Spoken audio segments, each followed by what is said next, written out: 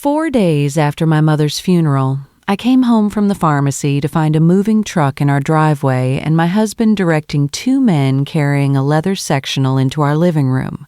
A sectional I hadn't picked out, hadn't seen, and definitely hadn't agreed to pay for. I stood on the sidewalk with a bag of my mother's unused prescriptions still in my hand and asked Daniel what was going on. He barely looked up from his phone. I ordered furniture. We talked about redoing the living room. We hadn't. Not once. Not ever. Not in 11 years of marriage. Daniel, whose card did you use for this? He finally met my eyes. Relax, Nora. It's covered. Covered by what? I asked. He gestured vaguely toward the house, toward everything, the way you'd wave off a mosquito. By what's coming. What's coming was my mother's estate. She'd owned a small chain of dry cleaners across 2 suburbs, built from nothing over 30 years, and everyone in the family assumed I'd inherit most of it as her only child.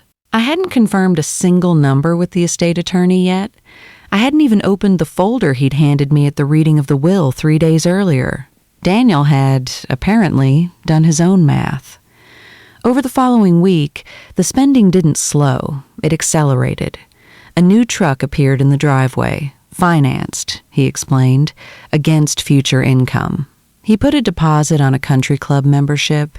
He told his brother Curtis, over dinner at our house, that he'd be happy to help cover Curtis's outstanding credit card debt once things settle. I sat at that table saying nothing, the way I'd learned to say nothing over a decade of marriage, telling myself I was simply too exhausted from grief to fight about furniture. It was my mother's business partner, a quiet, precise woman named Sandra Voss, who'd run the books alongside my mother for 22 years, who finally pulled me aside at the dry cleaner's Elmhurst location a week after the funeral. Nora, I need to show you something before the lawyers finish sorting the estate. Somewhere private. We sat in the back office, surrounded by boxes of receipts my mother had never fully digitized. Sandra pulled out a manila folder she'd clearly been keeping separate from everything else. Your mother came to me about 8 months ago, she said. She was worried. Not about her health. This was before she got sick. She was worried about Daniel. I felt my stomach drop before Sandra said another word.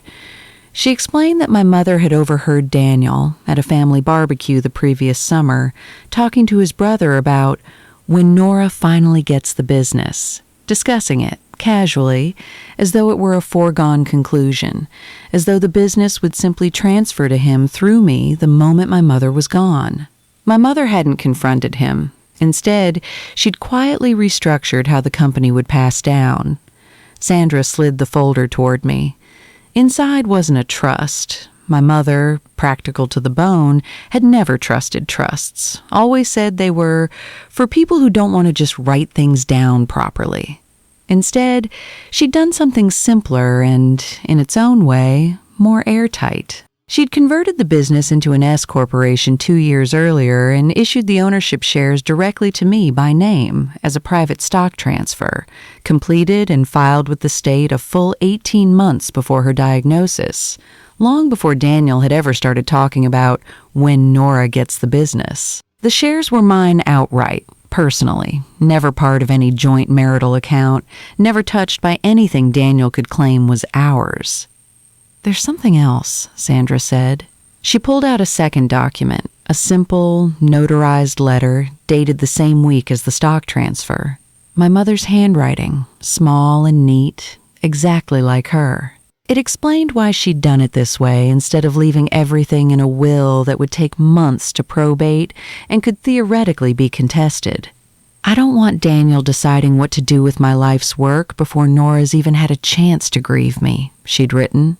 Nora, if you're reading this, someone told you something you weren't ready to hear. I'm sorry for that. I just couldn't watch that man start spending my company before I was even gone. I sat in that back office and cried for the first time since the funeral. Not for the shock, but because my mother had seen something I'd spent 11 years refusing to see clearly myself. I didn't go home and confront Daniel that night. I needed to understand exactly what I now owned before I said a single word to him. Sandra connected me with the estate attorney, a methodical man named Philip Reyes, who confirmed everything within 2 days. The stock transfer was valid, complete, and entirely separate from anything subject to marital claim. I owned 68% of the company outright. My mother had kept the remaining 32% for herself, which would now pass through her actual will to a modest set of charitable bequests and a smaller portion to me as well. But that part would take the normal months to settle. The controlling stake, the part that actually ran the business, was already, unquestionably, mine. Meanwhile, Daniel kept spending. He put a deposit on a boat. He told our neighbor, unprompted, that he was thinking about stepping back from consulting once the dry cleaning money comes through.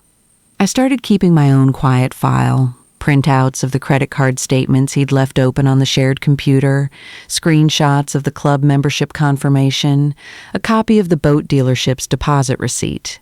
The moment everything came apart happened at, of all places, my cousin Renee's engagement dinner, 3 weeks after the funeral.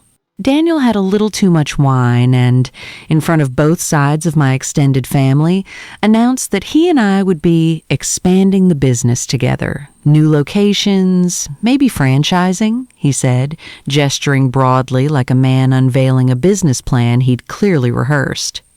My Aunt Vivian, never one to hold back, asked innocently whether that meant Daniel was taking over day-to-day operations. "Someone's got to," he laughed. "Nora's never been a numbers person." I set my wine glass down. "I own 68% of the company, Daniel. Outright. In my name only. Mom transferred it 18 months ago." The table went quiet in that particular way tables go quiet when everyone suddenly remembers they're holding utensils they don't know what to do with. Daniel's smile didn't fully leave his face, but it stopped reaching his eyes. "We're married? That's not how that works." "It's exactly how it works," I said. "Sandra has the paperwork. So does Philip Reyes. So do I." Curtis, to his credit, set down his fork and asked his brother, quietly, whether he'd actually put a deposit down on a boat already. Daniel didn't answer that either.